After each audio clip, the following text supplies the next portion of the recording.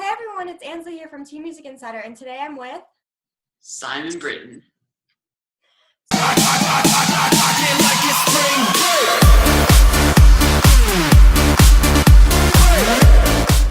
Simon. What made you start making YouTube videos? Well, I do YouNow all the time, and I thought it would be cool because I watch YouTube all the time. I was like, why not make my own videos, be myself in front of a camera, just do crazy challenges and stuff like that with friends or without. So, yeah, I kind of just started from all that. Awesome. So what is the process to come up with ideas and to make one of your YouTube videos? Probably, I don't know. I watch a lot of YouTube videos, so I kind of get my own ideas from other people's ideas. So I'll watch a video and I'll be like, oh, I'll think of some random thing that's kind of related to the video, and then I'll do my own little idea of it, and then yeah. What's the process to make one of your videos? I have to get really hyper before, so I drink a bunch of coffee before, or an energy drink, or something like that. Then I have to get focused. I actually have to okay, I'm actually gonna do this. And then I turn on the camera, and then I just go. I kind of figure out what I'm gonna say prior to it, but most of it's just me doing whatever. Okay, cool. What are your favorite videos to make? Probably challenges and videos with other people, because I work well with other people. It's more fun to interact with somebody in front of a camera and just mess around. That's definitely true. Are there any collaborations in the works you can tell us about? Not right now. I just did a collaboration with Nathan Triska a week ago, so that was fun. But yeah, as of right now, I don't have any planned, but we'll see. So are you wanting to expand your social media career into acting or singing? Yeah, I'm not singing, definitely, because that would never happen. I wish, obviously, because I like singing in the car, but that's the farthest that I think that will ever go. Yeah, but I would really enjoy. I feel like I would really enjoy acting. I mean, it's just another step above YouTube, I believe. Obviously it's going to be a challenge for me to do because I've never really done it before, but I feel like it would be something I would really enjoy. Yeah. So when did you realize that social media could be a career for you? Well, a year after I started social media, which was about 2 years ago, that's when I started actually growing as a person, as a social media person. My followers just started going up and up, and I was like, what the heck is going on? Because I literally was doing it just for fun, just messing around, just interacting with these random people online and just having fun doing it. And that's just when it all started. And it's crazy. That is crazy. What's your friends and parents' thought on your career in social media? Well, my parents at first, they were like, what the heck? What are you doing? You're broadcasting? What is this? Why are random people watching you? What? So it took them a while to figure out the whole idea behind it and everything about it. So after they got an understanding of all of that, they accepted it completely. They are all for me doing this. They think it's awesome that I'm doing something completely different than normal teenagers. And then my friends, they're still kind of weirded by it. They understand it, but they just still find it kind of weird that I'm not, because I do online school, I'm not actually going to a normal high school. I'm traveling around the United States and doing shows and stuff like that. They still kind of find that weird, but yeah. Well, it's a cool experience to have. I mean, to get to travel and do all this stuff. Yeah, it's a lot of fun. What is it like having Brian as a manager? Oh, Brian's a great person. Brian's given me a lot of opportunities in social media. He's gotten me to go to other states to do shows and stuff like that. But Brian's just a great person overall. He's really nice, and yeah, he has me.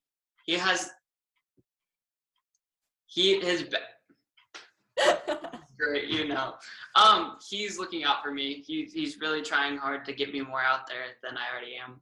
That's awesome. What's the best thing that's come out of this career so far?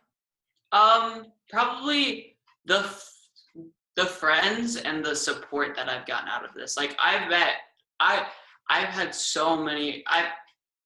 Again, here we go. Uh, I've made a lot of friends out of all this, and they're friends that I've had, like probably friends for life. Like they're great. And I met them over a computer screen, which is kind of really weird. But they're really nice people. Most of the people that I've met online are a lot nicer than the people like that live around here personally. And then like the support that I've gotten from all of this is also like insane. Like it's made me a lot happier as a person to see like all these people like enjoy me for who I am, and like I can make them laugh and smile and stuff like that. Awesome. What's the biggest struggle? Biggest struggle. That's a good question. Probably just my time management. Like that I have to put a lot of time like into this, or else like I'm not going to be a social media person if I can't put time in towards social media. So I have to find a way to like put my time to use. Like I can't just sit around all day sitting on my computer watching Netflix and eating food and sleeping all day. Like I have to actually like do stuff. And before like social media, I wouldn't say I was lazy, but I wasn't very productive. I would just sit and like, okay, I have homework. I can do that at 1:00 in the morning. Why not? And like now I actually have to be productive with my time, and actually have a schedule for myself, and I have to stick with it or else I'll flop. Did you ever think you were going to do something in social media, or what did you want to be when you were younger? I actually wanted to be a professional soccer player because I'm really into soccer. Well, I am still into soccer. It's a lot of fun for me. It's just really hard to do social media and soccer, which I still do both. It's just really hard to balance both of them because they are both very time consuming. So I'm trying to figure out a balance right now, but yeah, I'm still playing soccer, and I've been playing soccer for like 12 years. So yeah. How would you describe yourself in 5 words? Oh, crazy, energetic, athletic, fun, and kind. Those are good ones. How do you spend most of your free time? Like off social media? Yeah. Watching Netflix, watching YouTube, playing soccer, or spending time with friends. Awesome. Are there any projects in the works you can tell us about? Not really, but I'm trying to be more, like I'm going to try to put out more YouTube videos every single week. Awesome. So you recently were on tour. What's the best part about being on tour for you? Probably the fact that I get to see the people that support me through a computer screen in person, and like I get to actually interact with them face to face rather than over a computer screen. Awesome. And traveling. Traveling is always fun. Yeah. So are you planning on going on tour again, or are you going to any events soon? I'm actually going to Portland, Oregon in a couple weeks for a little show that we're doing, but I don't really know after that what I'm going to be doing. I still have to figure that out because it's early in the year. I was trying to I just got off a tour, so I'm trying to slow down a little bit so I can get back in the flow of going on tour and stuff like that because I miss it already. What was the craziest fan encounter you've had? Probably the one when I was in Indianapolis. I live in Indianapolis, so we had a show here because, it was my idea. So we just had a show here because no one ever comes to Indiana. So I was like, okay. So it ended up getting huge. It was 700 people in this small little church thing. And it was packed. We sold out tickets. And halfway through the show, we were holding the supporters were being held off by this little line. It was this tiny little barricade. It was tiny. And halfway through the show, we were going out, touching their hands and stuff. And everyone just started like getting closer and closer to it, and a bunch of people like started falling onto the stage and stuff like that. And like it was just like a wave of people that were like on top of it. It was great. It was I don't know. What social media platform do you think you use most to stay connected? To stay connected, I would probably say probably you now, because I get to actually like see what they're commenting. Like it's live, so I get to see what they're commenting and I get to react to their comment. I get to like answer their questions like just right there, then and there. Like they can ask whatever they want and I can just answer it however I feel like I want to answer it.